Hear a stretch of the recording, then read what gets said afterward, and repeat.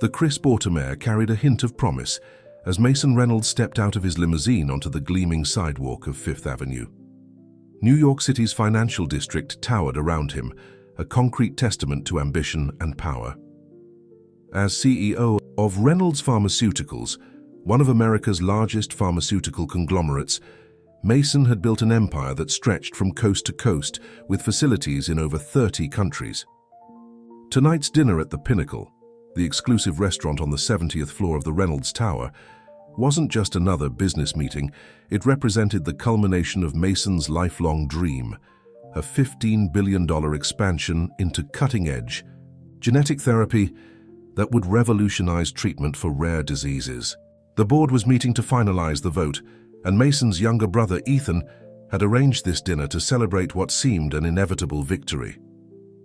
"You're late," Ethan called out, striding across the marble lobby to meet him, always impeccably. Dressed in tailored suits that emphasized his athletic build, Ethan handled the company's public relations with the same precision he'd once brought to his college football career. "The board members are already upstairs." Mason straightened his tie, a gesture he'd performed countless times before critical meetings. "I was reviewing the final projections. Something doesn't feel right about Peterson's numbers." "Always the perfectionist," Ethan laughed, clapping a hand on Mason's shoulder. "That's why you're the genius and I'm just the pretty face. But tonight isn't about numbers. It's about solidifying your legacy." As they rode the elevator in silence, Mason couldn't shake his unease. Ever since their father Richard's passing, 3 years ago, the weight of the Reynolds dynasty had rested entirely on his shoulders. The will had been unexpectedly clear. Mason would inherit controlling interest in the company, with Ethan receiving a generous but minority stake. The arrangement had created an unspoken tension between them, though Ethan had never openly complained. The elevator doors slid open to reveal the Pinnacle's understated elegance. Crystal chandeliers cast a warm glow over cream-colored walls adorned with original artwork. Floor-to-ceiling windows offered a panoramic view of Manhattan's twinkling skyline, a glittering carpet stretching toward the horizon. "Mr. Reynolds, what an honor!" the maitre d' greeted them, leading the brothers to a private dining room where 7 board members stood in small conversational clusters, champagne flutes in hand. "Mason," called Margaret Winters, the company's longest-serving board member and his father's former confidant. "We were beginning to think you'd changed your mind about tonight's vote." "Just dotting the I's and crossing the T's," Mason replied, accepting a glass of champagne from a passing server. "This expansion isn't something to rush into without thorough consideration, but we've been planning this for 18 months, interjected Victor Dunham, the youngest board member, and one of Ethan's closest allies. "The genome therapy market won't wait forever. 3 other companies are poised to enter the space if we hesitate." Mason nodded politely, but before he could respond, a server appeared announcing dinner was ready. As they took their seats around the magnificent mahogany table, Mason found himself distracted by the subtle power dynamics at play. Ethan had positioned himself directly opposite, flanked by Victor and Philip Chen, another board member who frequently sided with Ethan on strategic decisions. The first course arrived, delicate scallops drizzled with a saffron-infused sauce, but Mason barely tasted it as he observed the room. Something felt off about this carefully orchestrated evening. Why had Ethan insisted on this dinner before? Tomorrow's official board meeting? Why were certain board members seated together in what appeared to be strategic groupings? "Before we dive into business talk," Ethan announced, raising his glass, "I'd like to toast my brother. Mason has guided Reynolds Pharmaceuticals to unprecedented heights since taking the helm. Our profits have doubled, our research division has filed more patents than any other pharmaceutical company in America, and our stock price has never been higher." Glasses clinked as murmurs of agreement circled the table. Mason nodded graciously, but noticed Ethan's smile didn't quite reach his eyes. "And now," Ethan continued, "he's preparing to lead us into an entirely new frontier. The genetic therapy expansion represents not just growth, but transformation. Reynolds Pharmaceuticals will no longer be just a company that treats symptoms. We'll be pioneering actual cures." As the main course arrived, perfectly seared Wagyu with truffle-infused potatoes, Margaret leaned toward Mason. "Your father would be proud," she whispered, "though I sometimes wonder if he anticipated the speed with which you'd move the company away from its traditional areas of strength." "What do you mean?" Mason asked, his attention instantly sharpened. "Richard built this company on accessible medicines for common conditions. This genetic focus is undeniably exciting, but it's a departure from his vision." She patted his hand. "Not that I'm criticizing. Evolution is necessary in this industry." Outside the private dining room, a very different scene was unfolding in the restaurant's kitchen. James Harper, once the most respected immunologist at Boston General Hospital, was washing dishes with practiced efficiency. His weathered hands, which had once performed delicate laboratory work and saved countless lives, now scrubbed away food residue and stacked pristine plates. Few at the Pinnacle knew of James's former life. To them, he was just another middle-aged man who had fallen on hard times, grateful for the back-of-house position that provided steady income. They didn't know he had once been a leading researcher, specializing in autoimmune disorders and severe allergic reactions. They didn't know he had lost everything: his prestigious position, his beautiful home in Cambridge, and nearly his will to live. After a controversial paper, he published questioning the safety protocols of a major pharmaceutical company's flagship antihistamine. That company had been Reynolds Pharmaceuticals. James had spent 5 years trying to warn the medical community about a rare but potentially fatal reaction that could occur when the drug was combined with certain common food preservatives. When Reynolds' attorneys threatened a career-ending lawsuit, his hospital had pressured him to retract his findings. He had refused, choosing principles over position. Within months, his research funding dried up. His reputation was systematically dismantled by industry-funded studies, and his 40-year career effectively ended. After his wife left him, unable to cope with their dramatically altered circumstances, James had spiraled into depression. Eventually, he had rebuilt enough of himself to function, starting with this humble dishwashing job nearly 18 months ago. He took quiet satisfaction in his work, finding peace in the predictable routine and anonymity. But tonight, that anonymity was shattered when he glanced through the kitchen's service window and spotted Mason Reynolds at the center table of the private dining room. James froze, a stack of plates momentarily forgotten in his hands. He hadn't seen Mason in person since testifying at the FDA hearing 5 years ago, but he would recognize that face anywhere. "Harper, those plates won't walk themselves to storage," barked the head chef, snapping James back to the present. As James resumed his work, his mind raced. What was Reynolds doing here tonight? The restaurant was certainly exclusive enough to attract wealthy patrons, but something about the formal gathering suggested a special occasion.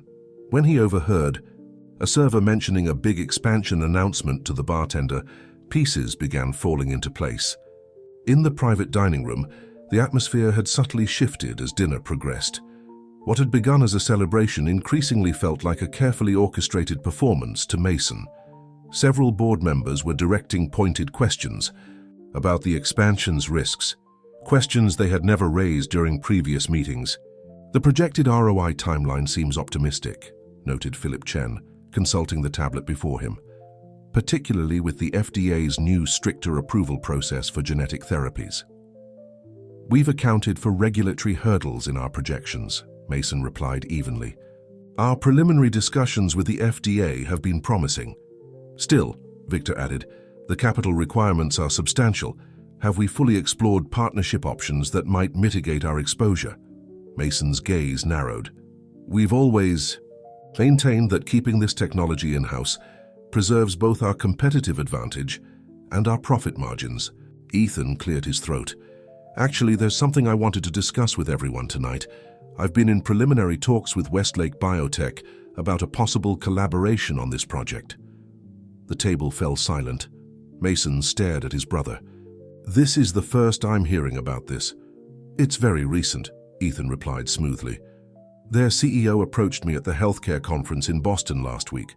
They have complementary technology that could accelerate our timeline by at least 18 months, and significantly dilute our ownership of the resulting treatments," Mason countered, feeling his temper rise. "Any partnership of that magnitude requires full board discussion and my approval as CEO. You know that." Ethan's smile remained firmly in place. "Of course. That's why I'm bringing it up now with the full board present. I thought it would be efficient to discuss it before tomorrow's vote." Mason recognized the strategy immediately by presenting this alternative publicly. Ethan was forcing him to either consider the partnership or appear rigid and autocratic before the board. It was a subtle power play, one their father would have appreciated for its boldness, if not its timing. As dessert was served, an elaborate chocolate construction that seemed too artistic to eat, Mason felt the dinner spiraling beyond his control. The conversation had shifted to increasingly technical aspects of the expansion, with Ethan demonstrating an unexpectedly thorough knowledge of details Mason had thought were privy only to himself and the research team. "I'd like to review this Westlake proposal properly before tomorrow's vote," Mason finally stated, attempting to regain control of the narrative. "A decision of this magnitude deserves thorough due diligence." "Of course," Margaret agreed, "though perhaps Ethan could give us the broad strokes tonight?" As Ethan launched into a surprisingly detailed presentation, Mason felt a strange sensation begin to develop, a slight tightness in his throat, an unusual warmth spreading across his skin. He loosened his tie, trying to focus on his brother's words, despite the growing discomfort. The discomfort Mason felt quickly intensified. He reached for his water glass, his hand trembling slightly as he brought it to his lips. The cool liquid provided momentary relief, but within seconds the tightness in his throat returned with greater intensity. A prickling sensation spread across his skin, and sweat beaded on his forehead despite the restaurant's perfectly controlled temperature. "Mason," Margaret's voice seemed to come from a great distance. "Are you all right?" Mason tried to respond, but his voice emerged as little more than a rasp. His vision began to blur around the edges, the faces of the board members swimming before him. He tugged frantically at his collar, suddenly desperate for air. "Oh my God," someone gasped. "He can't breathe." The elegant dining room erupted into chaos. Ethan rushed to his brother's side, his presentation forgotten. "Someone call 911, he shouted, supporting Mason as he slumped in his chair. "Does anyone know what's happening?" Victor demanded, his usual composure cracking. "It looks like an allergic reaction," Margaret said, her voice steady despite the panic surrounding her. "Does he carry an EpiPen?" Ethan's face paled. "Not that I know of. Mason has never mentioned any allergies." In the kitchen, the commotion reached James Harper immediately. A server burst through the swinging doors, shouting for the manager. "Medical emergency in the private dining room. Someone's having some kind of attack." James felt a sudden chill. Years of emergency room experience kicked in automatically, and he found himself moving toward the door, even as his mind raced through implications. A reaction in the Reynolds party could be coincidence, but his researcher's instinct told him otherwise. "Sir, you can't go in there," a host tried to stop him as he entered the main dining area.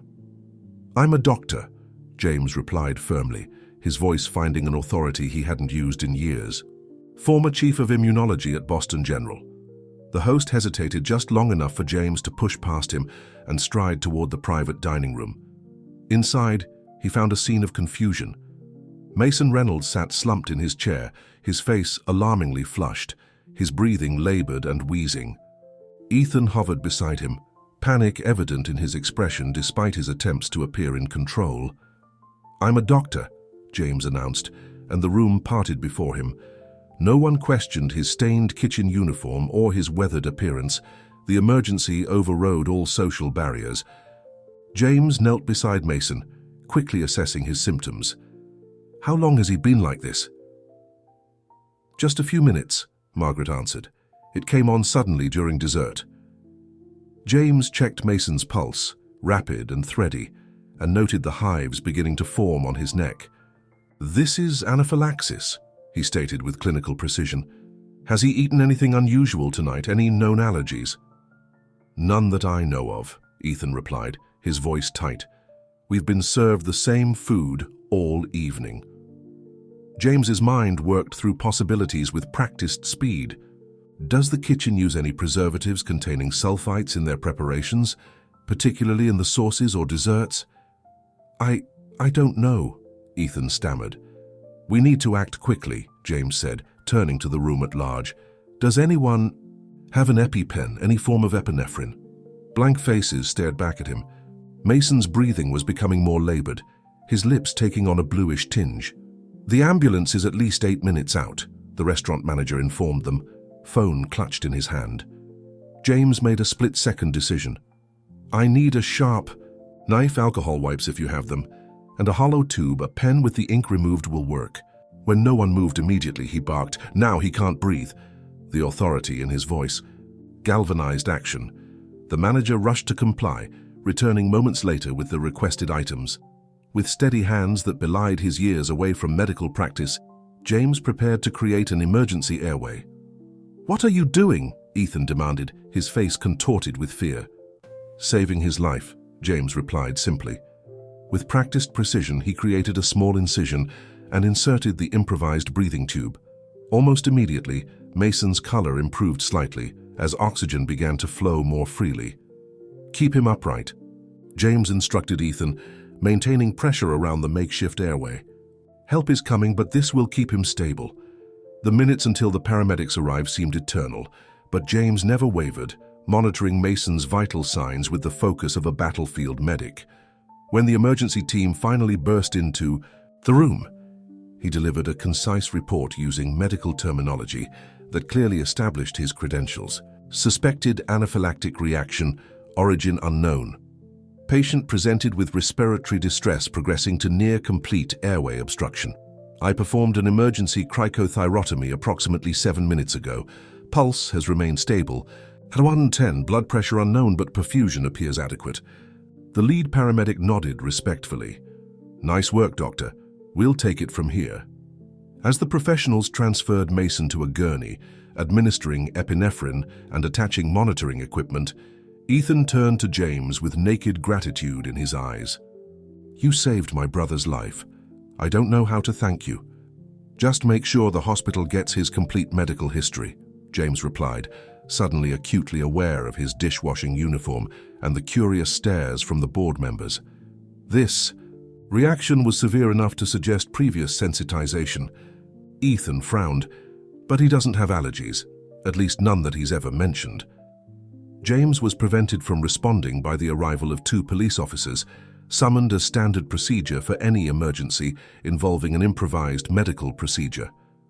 They began taking statements from witnesses, and James found himself explaining his actions and background to an officer who regarded his disheveled appearance with obvious skepticism. You performed surgery using a pen and a knife from the kitchen, the officer asked, jotting notes. An emergency tracheostomy, James corrected. I'm a board-certified physician, or was until 5 years ago, James Harper, formerly chief of immunology at Boston General. Recognition flickered across the officer's face. Harper, weren't you involved in some controversy with a pharmaceutical company? Before James could answer, Ethan interrupted. Officer, this man just saved my brother's life using whatever was available. I'm sure any questions about his past can wait. The officer nodded reluctantly. We'll need a statement from you at the station, Dr. Harper. Protocol when a civilian performs a medical procedure outside a hospital setting. I understand, James replied quietly. As the paramedics wheeled Mason toward the elevator, Ethan squeezed James's shoulder. I'm going with my brother to the hospital, but I want to speak with you later. Please leave your contact information with my assistant. He gestured toward a composed young woman who had materialized at his side, seemingly unaffected by the evening's drama. James nodded, suddenly exhausted as the adrenaline that had carried him through the emergency began to fade. He watched as the group disappeared into the elevator, leaving him alone with curious onlookers and police officers, still gathering statements. What had seemed like a simple choice, to help someone in distress, now complicated the quiet life he had carefully constructed. His anonymity was shattered, and he was once again entangled with the Reynolds family and their pharmaceutical empire. The irony wasn't lost on him. The company that had destroyed his career might now be indebted to him for saving its CEO's life. At the hospital, Mason regained consciousness in the emergency department, surrounded by medical equipment and concerned faces. His throat burned from the emergency procedure, and speaking was impossible, but his mind cleared rapidly as the epinephrine coursed through his system. Ethan hovered at his bedside, relief evident in his expression. "Thank God you're all right," he said, squeezing Mason's hand. "You gave us quite a scare." Mason gestured for something to write with, and a nurse quickly provided a tablet. His fingers trembled slightly as he typed. "What happened?" "Severe allergic reaction," Ethan explained. "A dishwasher from the restaurant turned out to be a former doctor. He performed some kind of emergency procedure that saved your life until the ambulance arrived." Mason's brow furrowed in confusion. He typed, "Allergic to what? I don't have allergies." "The doctors are running tests now," Ethan replied, his expression troubled. "They said, sometimes these reactions can develop suddenly, even to foods you've eaten safely your entire life." Mason wasn't convinced. He'd never experienced anything remotely like this before. He typed again, "The doctor who helped me. What's his name?" "Harper." "Dr. James Harper," Ethan responded, a shadow crossing his face. "Actually, there's something strange about that. He used to be a specialist in immunology, but apparently there was some scandal that ended his career. The police mentioned it." Mason stared at his brother, a nagging feeling of recognition tugging at his memory. Harper. The name was familiar, but in his current state he couldn't place it. He typed, "I want to thank him." "Of course," Ethan nodded. "I've already asked my assistant to get his contact information. But first you need to rest and recover. The doctors want to keep you for observation at least until tomorrow." As Mason closed his eyes, exhaustion overtaking him, Ethan stepped out of the room to make a phone call. In the quiet hospital corridor, his concerned expression transformed into one of tightly controlled fury. "It was Harper," he hissed into the phone. "Yes, that Harper. Of all the people in New York, he's the one who saved Mason." He listened for a moment, pacing the corridor. "No, I don't believe in coincidences either. Find out everything about what he's been doing for the past 5 years. How he ended up working at that restaurant. Who he's been in contact with." Ethan glanced through the window at his sleeping brother. "And speed up the timeline. Mason's going to be suspicious now. We need to move before he connects the dots." Back at the police station, James sat in a stark interview room, answering questions about his medical background and the emergency procedure he had performed. The officers were professional but thorough, clearly intrigued by the juxtaposition of his current circumstances and his former prestigious career. "So you've been working as a dishwasher at the Pinnacle for 18 months? An officer clarified. "That's correct," James replied, fatigue evident in his voice. "After my medical license was suspended, I had difficulty finding employment in my field. And you just happened to be working tonight when Mason Reynolds had a life-threatening allergic reaction?" The question carried a hint of skepticism. James met the officer's gaze steadily.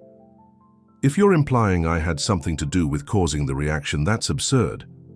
I haven't worked in medicine for 5 years, and I spent the entire evening in the kitchen until I heard the commotion." The officer nodded, making a note. "Just covering all bases, Dr. Harper. It's a remarkable coincidence, considering your history with Reynolds Pharmaceuticals. Sometimes life is full of irony," James replied quietly. "I did what any doctor would do, former or current. I saw someone in distress and helped." As the interview concluded, James was informed he was free to go but should remain available for further questions if needed. Outside the station, the cool night air filled his lungs as he contemplated the twisted path his life had taken. 5 years ago, Mason Reynolds' company had systematically destroyed everything he had built. Tonight, he had saved Mason Reynolds' life without hesitation. The question that troubled him now as he began the long walk back to his modest apartment was whether his instincts were correct about what had caused the reaction in the first place. If Mason truly had no history of allergies, what had triggered such a severe response?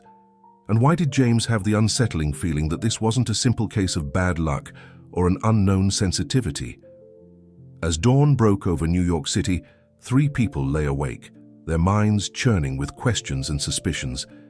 Mason in his hospital bed, wondering about the doctor who had saved him, Ethan in his penthouse making urgent phone calls, and James in his sparse apartment, staring at the ceiling and wondering if he had just stepped back into the fight he had spent 5 years trying to forget. 3 days after the incident at the Pinnacle, Mason Reynolds sat in his penthouse office overlooking Central Park, his throat still raw from the emergency procedure, but his voice returning to its normal timbre. The morning newspapers lay scattered across his desk, their headlines announcing his medical emergency, with varying degrees of sensationalism. Reynolds Pharmaceuticals stock had dipped slightly following the news, but Ethan's swift press release assuring the public of Mason's complete recovery had stabilized investor confidence. Mason's fingers traced the small bandage on his throat as he studied a particular file on his computer screen. Dr. James Harper's professional history was displayed in meticulous detail. Harvard Medical School, residency at Johns Hopkins, 15 years at Boston General Hospital, rising to Chief of Immunology, over 70 published papers, and recipient of the prestigious Lasker Award for Medical Research. Then, the sudden catastrophic fall, license suspension, public disavowal by Boston General, divorce, foreclosure, and eventually disappearance from the medical community altogether. The cause of this downfall was conspicuously absent from the file Ethan had provided. When Mason had asked, his brother had vaguely mentioned ethical violations and suggested they focus on Mason's recovery rather than his rescuer's troubled past. A soft knock interrupted his thoughts. "Your 2 o'clock is here, Mr. Reynolds," his assistant announced. "Send her in, please." Alexandra Bennett entered with the confident stride of someone accustomed to corporate environments. As the lead investigator at Veritas Research Group, she had built a reputation for uncovering facts that others preferred to keep hidden. Her tailored suit and no-nonsense demeanor projected professionalism, but it was the intelligence in her eyes that had convinced Mason to hire her. "Mr. Reynolds," she greeted him, accepting his gestured invitation to sit. "I'm glad to see you recovering well." "Thank you, Ms. Bennett. I appreciate your taking this case on such short notice." She nodded, placing a slim laptop on the coffee table between them. "Your situation presents several interesting questions. Before we discuss my preliminary findings, I'd like to confirm exactly what you're looking for." Mason leaned forward. "The truth. Something caused that allergic reaction, and I need to know what it was and whether it was accidental." "You suspect deliberate action?" Her expression remained neutral, professional. "I don't know what to suspect," Mason admitted.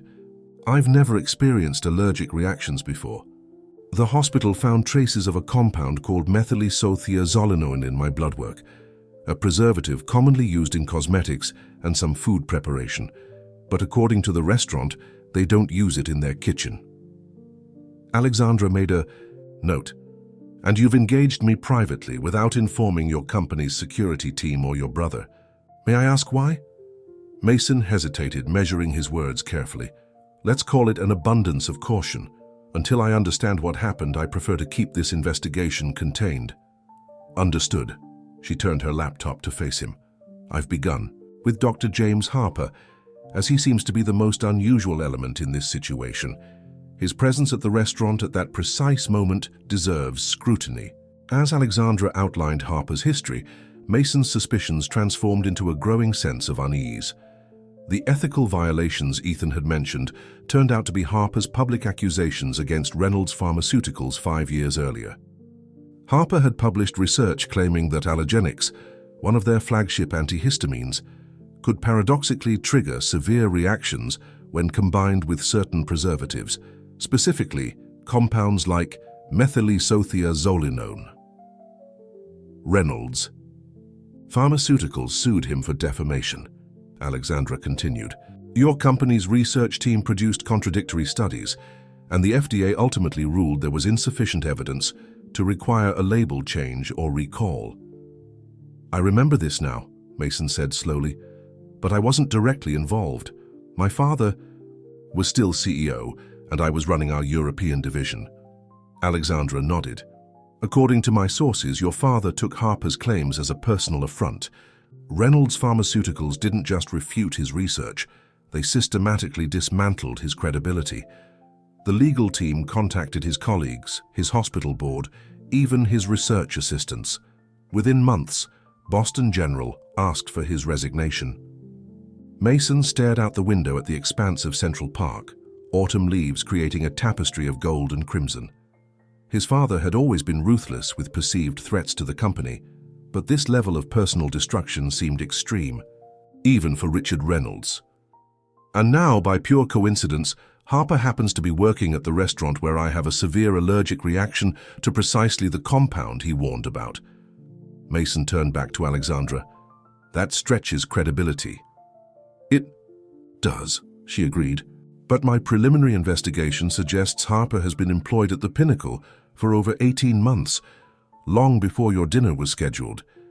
If he planned this, it was an extraordinarily long-term setup. What about his current circumstances? Has he maintained connections in the medical community? Alexandra consulted her notes. He lives alone in a small apartment in Queens. No apparent close relationships. His ex-wife remarried and moved to California. He has a daughter, Olivia Harper, who's a physician at New York Presbyterian, but according to social media analysis, they've been estranged for years.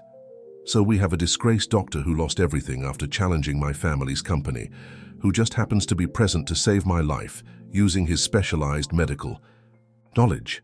Mason rubbed his temples. Either way, I need to speak with him. He's been avoiding media attention since the incident, turned down 3 interview requests, and hasn't returned to work at the restaurant. Alexandra closed her laptop. However, I've located his apartment. Would you like me to arrange a meeting? Mason considered this. No, this needs to be handled discreetly. Text me the address. I'll go myself. Alexandra raised an eyebrow but nodded. There's one more thing. You should know. The night of your incident, your brother made several calls to a blocked number within minutes of your ambulance departure. The timing might be coincidental, but you don't believe in coincidences any more than I do, Mason finished. Keep digging, Miss Bennett, especially into that blocked number. After Alexandra left, Mason stood at his window, contemplating the next move. The board meeting to vote on the expansion had been postponed due to his hospitalization, but Ethan was pushing to reschedule it for the following week. Mason had agreed, hoping to buy time to understand what had really happened that night. His intercom buzzed. Mr. Reynolds, your brother is here to see you. Mason took a deep breath. Send him in. Ethan entered with his usual confidence, carrying a gift basket filled with gourmet foods.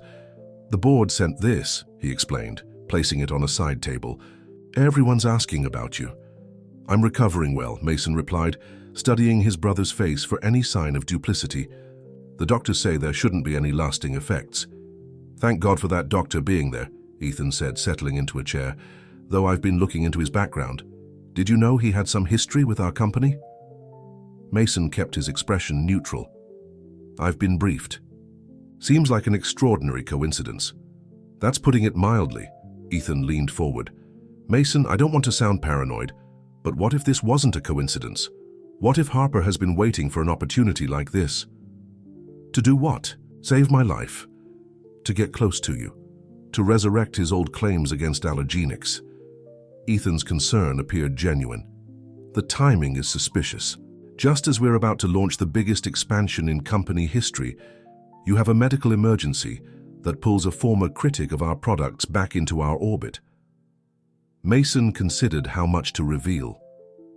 Have you spoken with the restaurant about what ingredients were used in my meal? Extensively. They insist they don't use the preservative found in your blood work. Ethan ran a hand through his hair, a rare gesture of frustration. I've had our legal team look into potential liability issues, but without knowing how the substance entered your food, or if it was in my food at all, Mason interjected. Ethan's gaze sharpened. What do you mean? Just keeping all possibilities open. Mason moved to his desk and picked up a folder. The board meeting is rescheduled for next Tuesday. Yes, assuming you're feeling up to it. Ethan seemed thrown by the change of subject. Everyone's eager to move forward with the expansion plans, especially now that I've shared the potential Westlake collaboration. Mason nodded slowly. I've been reviewing their proposal. There are some concerning clauses regarding intellectual property rights. Nothing we can't negotiate, Ethan said dismissively.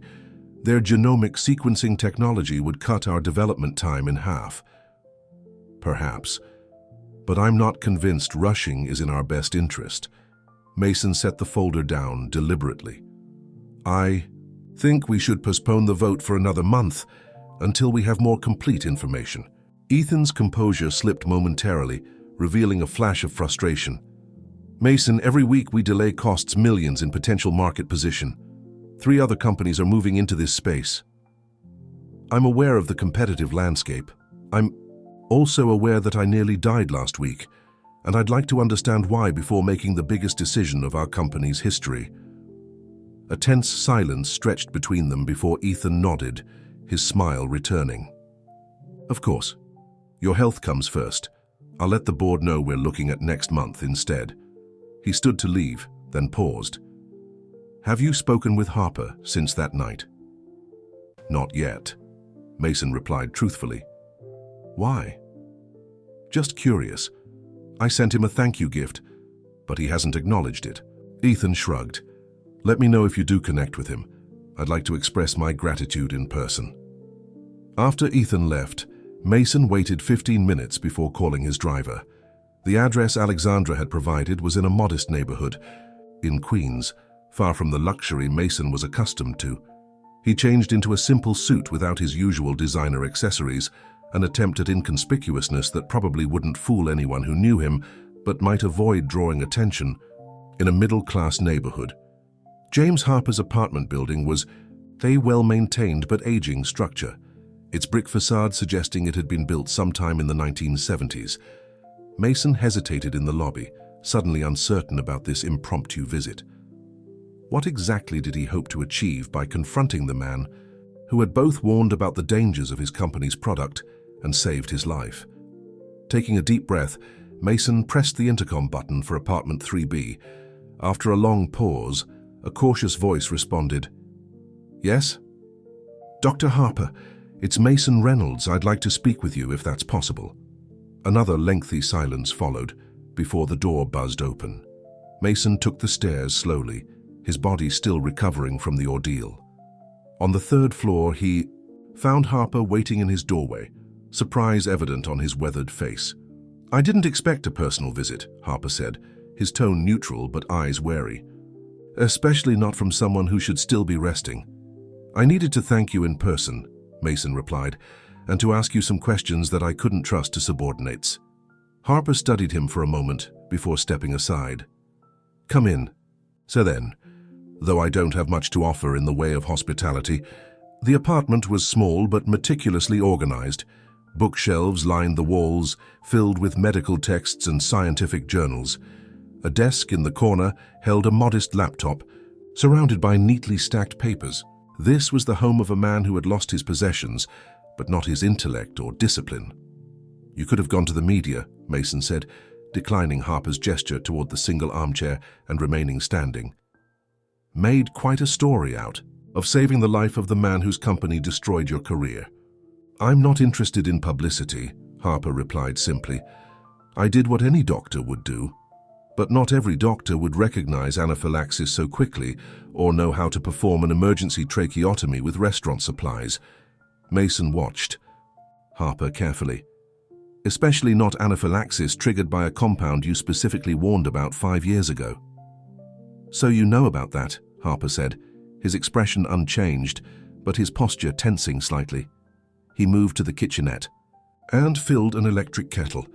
Would you like some tea while we discuss how your family systematically destroyed my life for trying to protect patients? The bitterness in his voice was palpable but controlled, like an old wound that had scarred over, but never properly healed. Mason nodded, accepting the olive branch of hospitality. For what it's worth, I wasn't directly involved in how the company responded to your research, Mason said, watching as Harper methodically prepared 2 mugs. I was overseeing our European operations at the time. Convenient distance, Harper remarked, placing a steaming mug before Mason. But you benefited from the continued profits of allergenics, which remains one of your best-selling medications, despite the risks I identified. Mason sipped the tea, buying time to choose his words carefully. I'm not here to debate the past. Dr. Harper, I'm trying to understand what happened to me last week and why.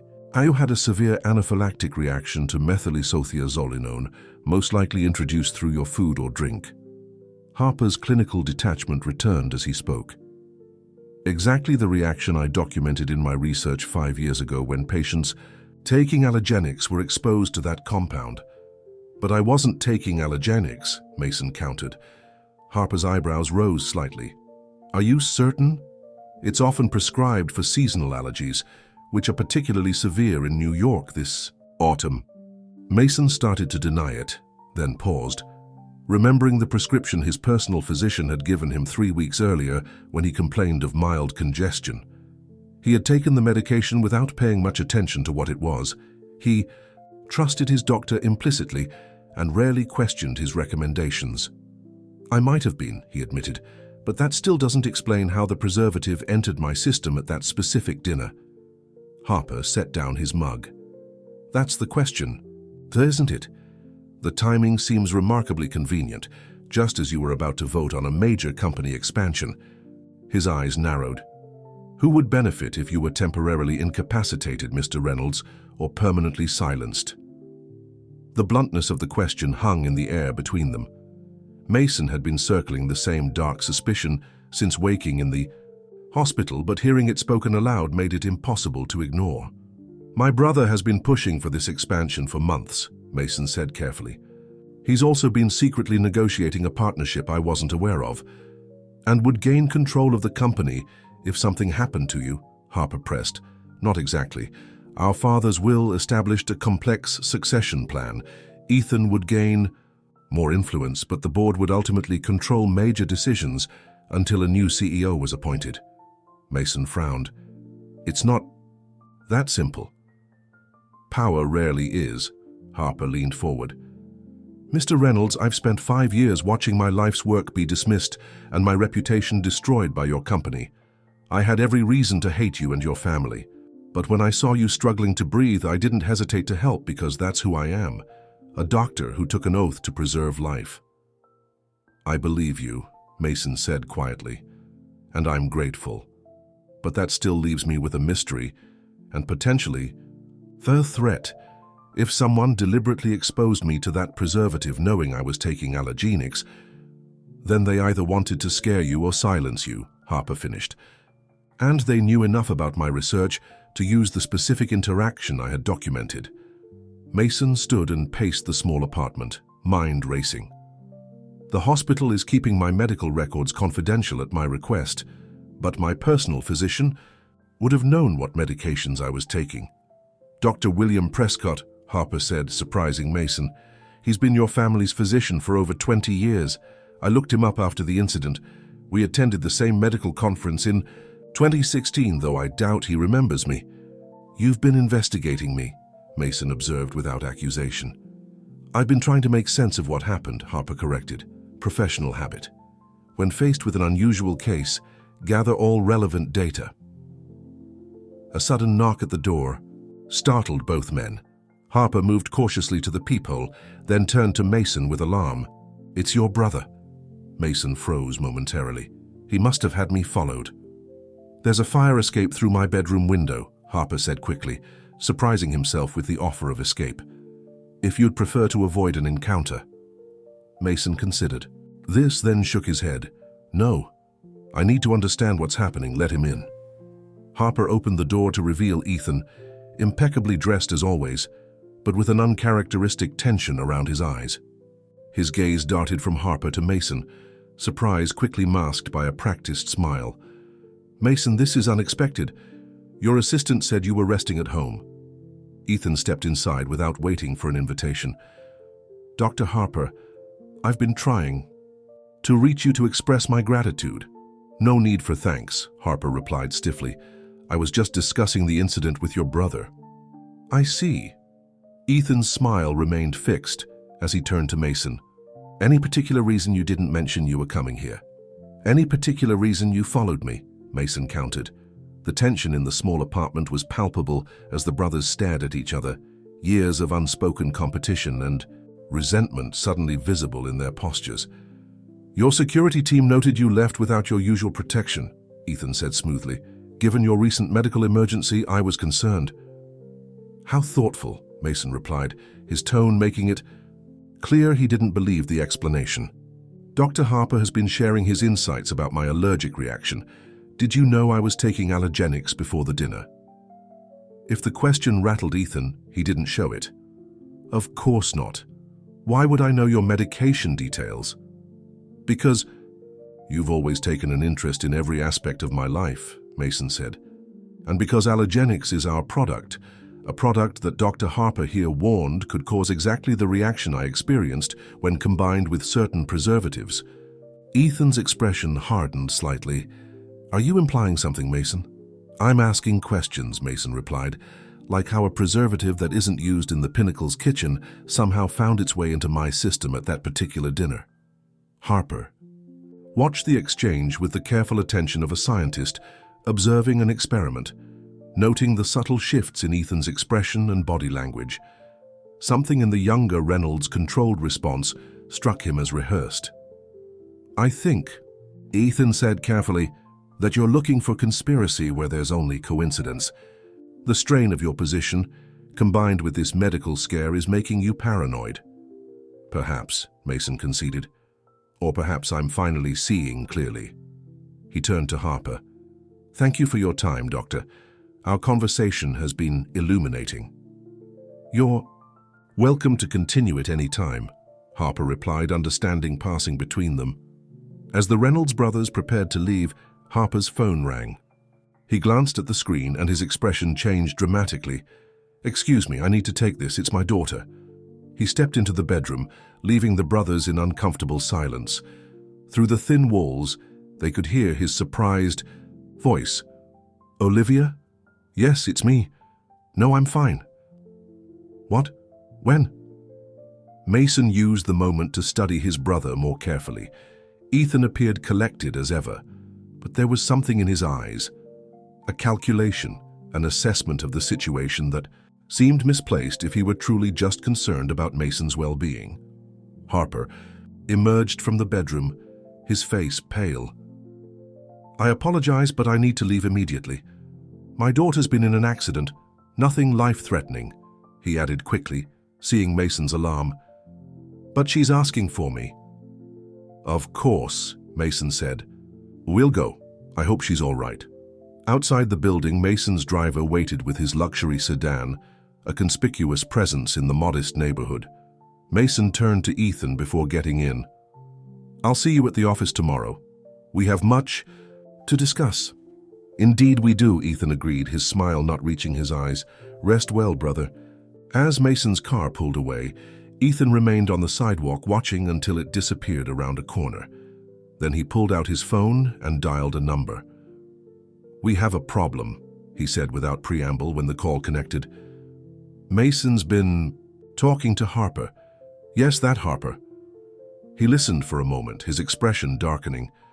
"No, I don't think he knows everything yet, but he's asking the right questions. We need to accelerate the timeline." Another pause as he listened to the response. "I understand the risks," he said, "but we've come too far to back down now. Make it happen."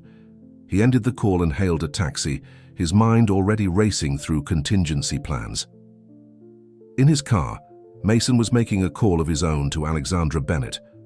"I need everything you can find on William Prescott, my personal physician, particularly any connections to my brother or Reynolds Pharmaceuticals beyond his role as our family doctor." "I'll start right away," she replied.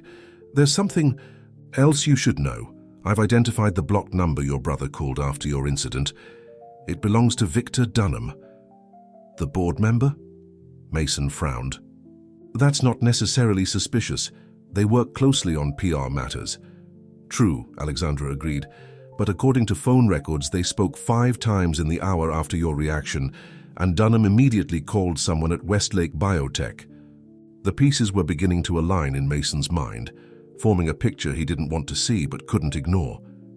"Keep digging, Ms. Bennett, and add one more name to your investigation. Olivia Harper, Dr. Harper's daughter. find out if she was really in an accident today. At New York Presbyterian Hospital, James Harper hurried through the emergency department, heart pounding. The call from Olivia had been unexpected. They hadn't spoken in over 3 years, not since their bitter argument about his decision to continue fighting Reynolds Pharmaceuticals, despite the toll it was taking on their family. He found her in a curtained examination area, her arm in a sling but otherwise appearing unharmed. Her eyes widened at the sight of him, a complex mixture of emotions crossing her face. "Dad," she said, her professional composure momentarily slipping. "I didn't think you'd actually come." "Of course I came," he replied, stopping awkwardly, at the foot of her bed, uncertain if his embrace would be welcome.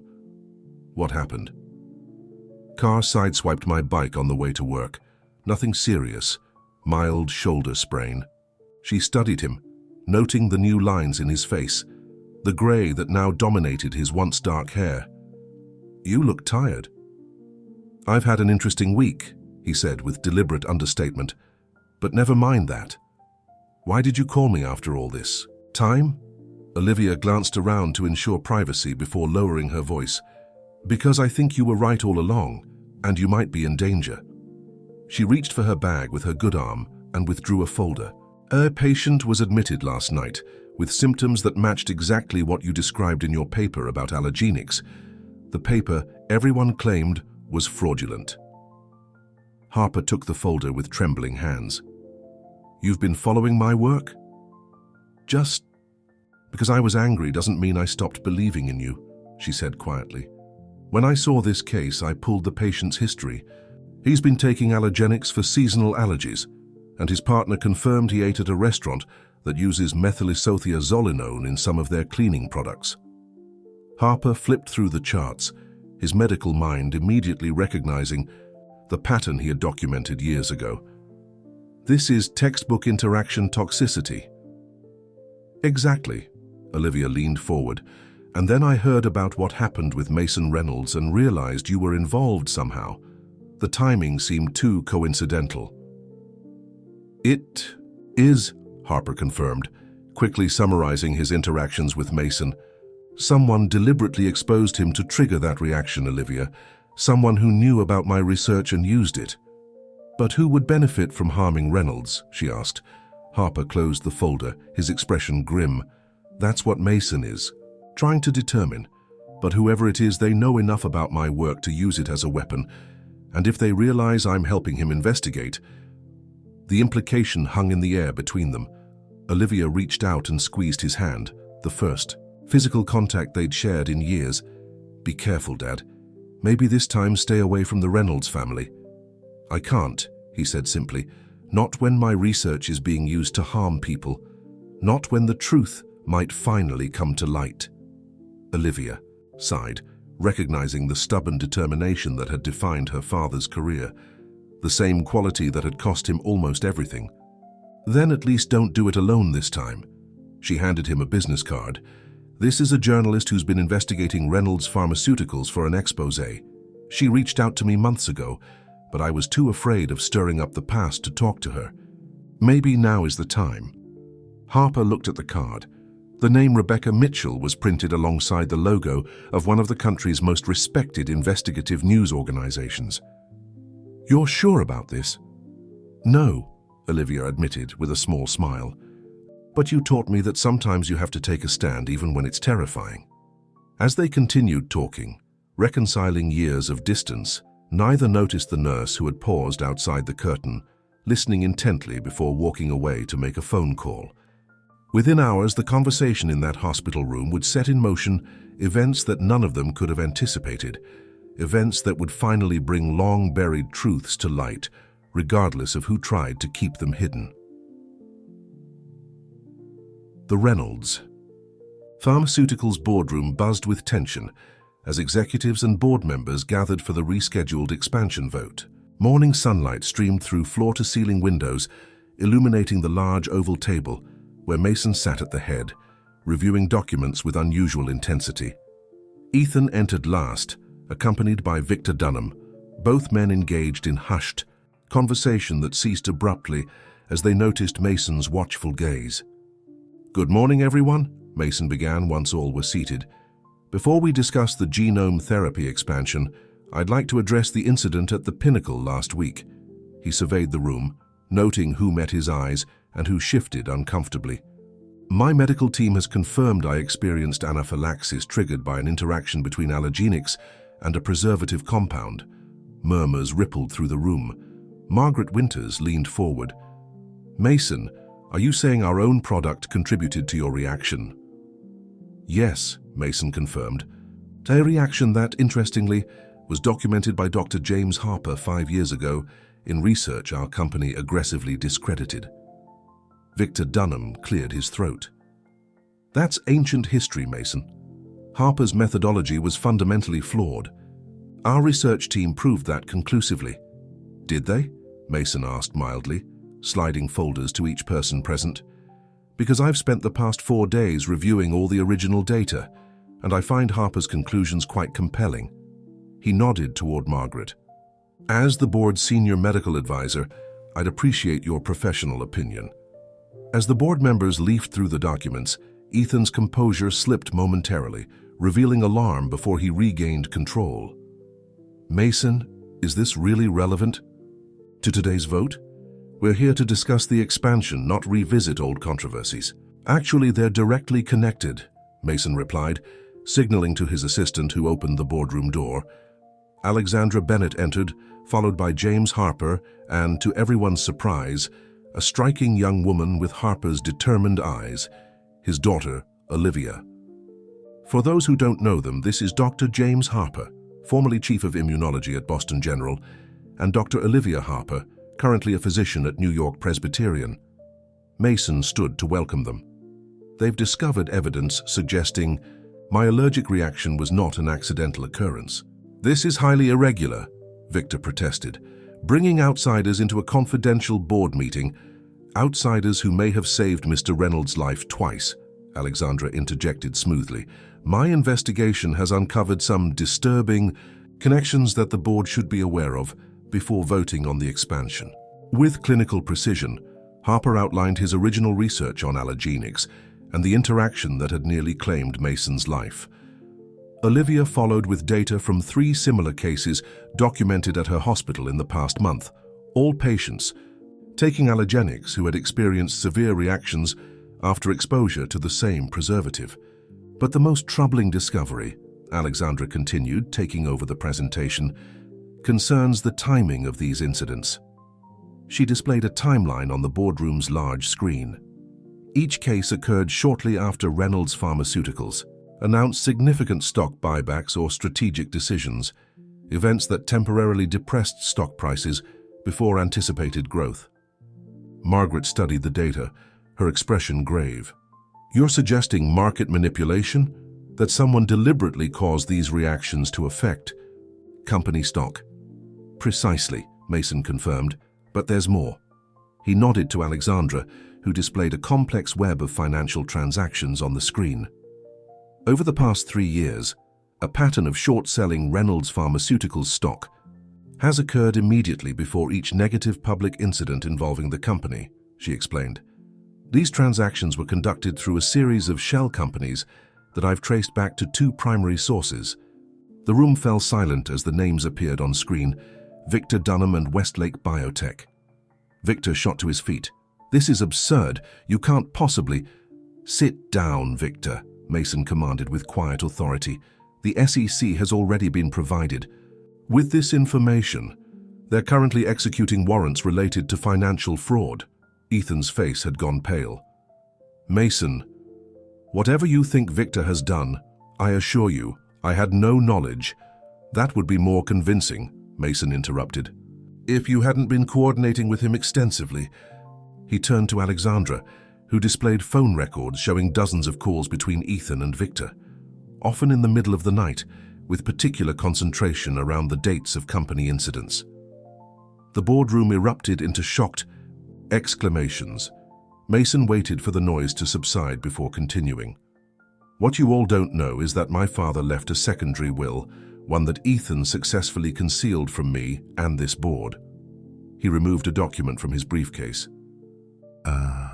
Margaret, As the only board member who was also my father's personal friend, he entrusted this to your late husband with instructions to reveal it if circumstances ever suggested foul play within the company. Margaret's hand trembled slightly as she accepted the document. "Jonathan never told me," she whispered.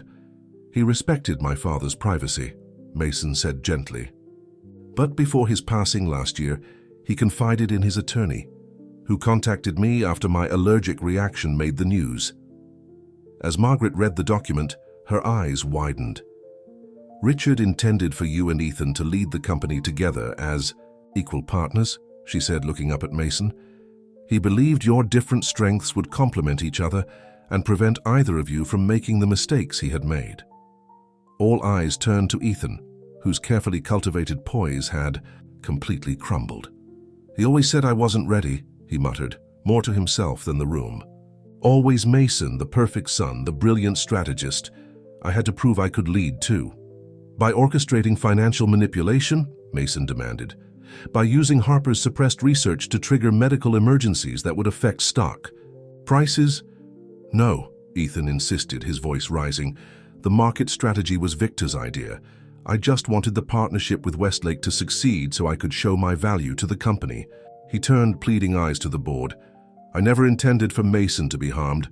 The preservative was only supposed to cause a mild reaction, enough to postpone the vote so we could secure better terms with Westlake." "A mild reaction, Olivia," Harper interrupted, professional detachment giving way to outrage. "There's no controlling the severity of anaphylaxis once triggered. Your brother could have died if my father hadn't been there." "It wasn't supposed to happen that way," Ethan insisted. "Victor assured me the dose was safe, just enough to cause discomfort, not danger." Victor's face contorted with fury. "Don't try to shift the blame, Ethan. This was your plan from the beginning. You're the one who discovered your brother was taking allergenics. You're the one who accessed Harper's original research data. I just helped with the financial strategy." As accusations flew between them, Mason exchanged glances with Harper. The doctor's expression reflected what Mason felt, not satisfaction at being vindicated, but sadness at the human cost of ambition and resentment. "Enough," Mason said, his quiet command instantly silencing the room. "The authorities will determine the full extent of legal culpability. What matters now is that this board understands what's at stake." He turned to Harper. "Dr. Harper, would you please explain the implications of your research for our current products?" With dignified professionalism, Harper outlined how allergenics could be reformulated to eliminate the interaction risk, emphasizing that the medication itself was effective and valuable. It simply needed additional safeguards and warnings. He presented a preliminary protocol developed with Olivia that would identify at-risk patients and educate them about avoiding the triggering preservative. When he finished, Mason addressed the board. "I'm proposing 3 immediate actions. First, we recall allergenics and reissue it with revised warnings while fast-tracking the reformulation Dr. Harper has suggested. Second, we create an independent safety review board to assess all our major products with Dr. Harper and Dr. Olivia Harper as consulting members." He paused, looking directly at his brother. "And third, we proceed with the genome therapy expansion, but without the Westlake partnership and with proper ethical oversight." Margaret spoke for the stunned board and leadership of the company. Mason glanced at the document she still held. "As our father wished, Ethan and I should have been co-leaders all along. That opportunity has been compromised, but not necessarily lost." He turned to his brother, whose expression had transformed from defiance to shame. "Legal consequences aside, the choice of whether redemption is possible will ultimately rest with this board, and with whether Ethan is willing to acknowledge the full truth and work to make amends." The weight of this statement hung in the air. Ethan looked around the room, seeing judgment but also uncertainty on the faces of people he'd worked with for years. Finally, his shoulders slumped in defeat. "I never wanted anyone to be hurt," he said quietly. "I just wanted to be seen as Mason's equal. Our father always favored him, always treated me as the backup plan." He looked at Mason with eyes brimming with long-suppressed emotion. Do you know what it's like living in your shadow, always being compared and found wanting? I never saw you that way, Mason replied, his voice softening. And neither did Father, apparently. He gestured to the second will. He saw strengths in you that I lack. He wanted us to balance each other. As the implications of this revelation settled over the room, security personnel arrived to escort Victor Dunham out. He went without resistance, his career and reputation irrevocably damaged. Ethan remained, isolated in his chair as bored. Members moved away from him, their expressions a mixture of disappointment and betrayal. Mason called for a brief recess, sensing the board needed time to process everything they'd learned. As the room cleared, he approached Harper and Olivia, who stood near the windows. "Thank you both," he said simply, "not just for saving my life, but for helping uncover the truth."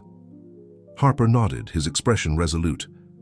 "The truth is what I've been fighting for all along. Not revenge, not vindication, just scientific integrity and patient safety."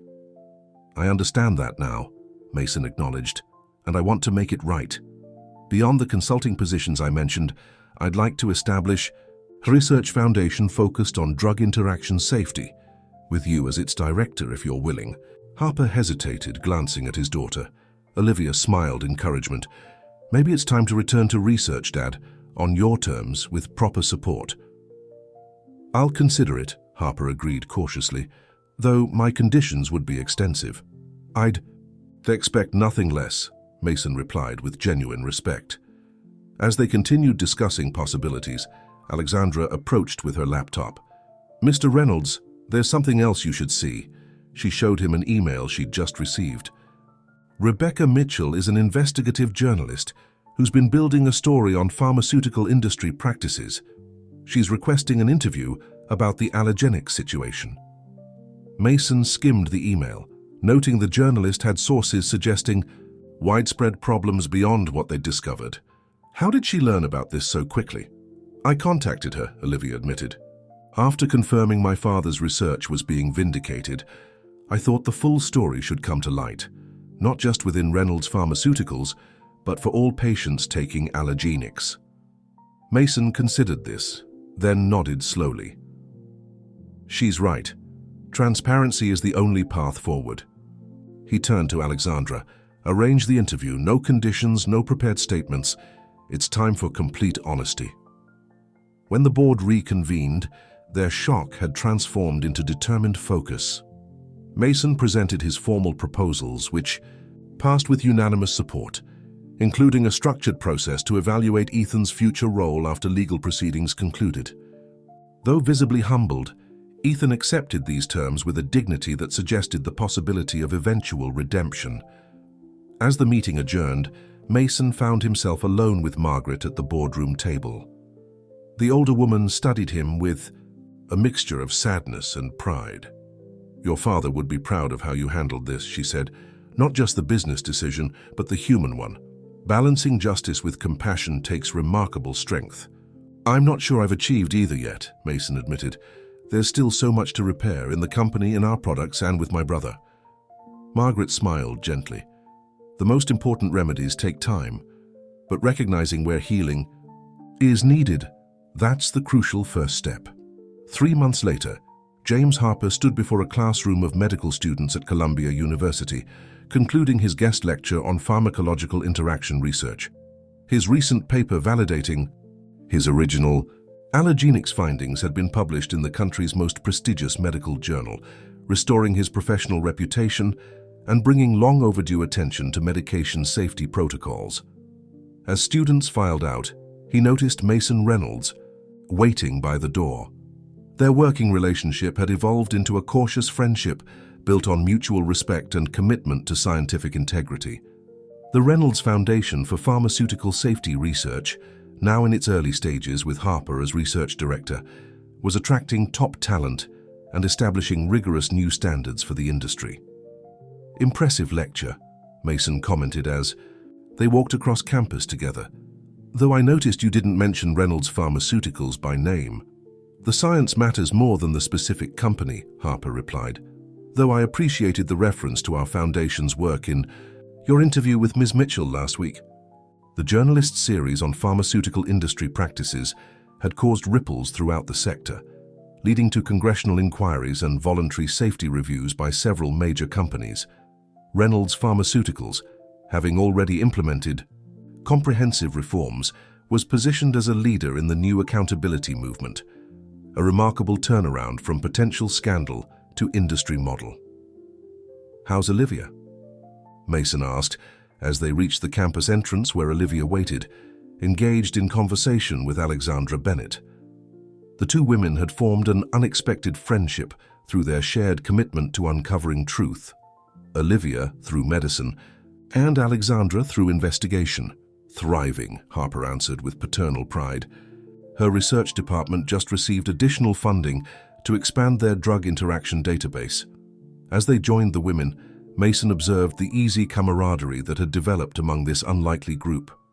Alexandra had transitioned from private investigator to Reynolds Pharmaceuticals' new compliance officer, bringing her keen analytical skills to preventing future ethical lapses. Olivia had accepted a research partnership with the foundation while maintaining her hospital practice. And Harper himself seemed transformed, the bitterness that had defined him for years replaced by purposeful energy. "We were just discussing the patient outreach program," Olivia explained. "Alexandra has some ideas for improving how we communicate, risk factors to non-English speakers." "I'd like to hear them," Mason said, genuinely interested. These collaborative discussions had become a highlight of his week, so different from the isolated decision-making that had characterized his earlier leadership style. As they walked to a nearby cafe for their informal meeting, Mason reflected on the unexpected turns his life had taken. The company was thriving under the new transparency initiatives. The genome therapy expansion was proceeding with careful ethical oversight. Even Ethan, having accepted a plea agreement with significant community service requirements, was showing signs of genuine remorse and personal growth. But beyond these external successes, Mason valued most the shift in his understanding of leadership.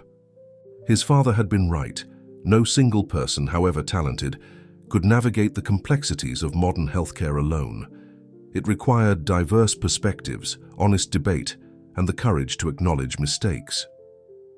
At the cafe table, surrounded by these individuals who had changed from adversaries to allies, Mason raised his coffee cup in a subtle toast. "Two unexpected collaborations," he offered.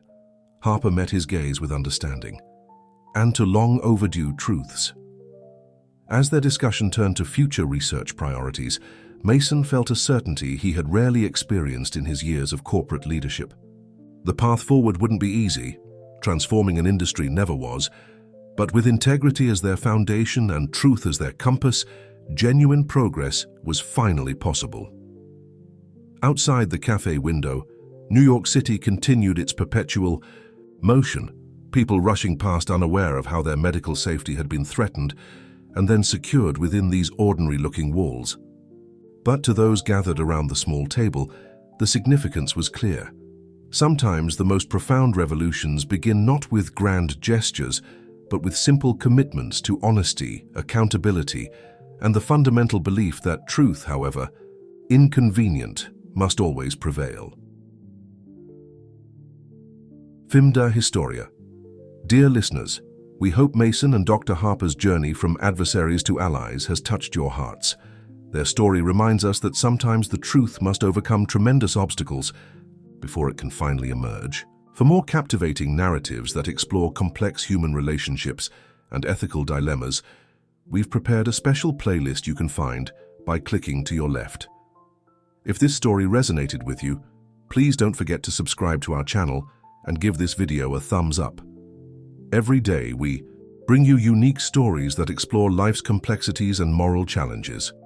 We'd love to hear your thoughts in the comments section below. What would you have done in Mason's position when faced with betrayal from someone so close? Join our community of storytelling enthusiasts and never miss our next emotional journey.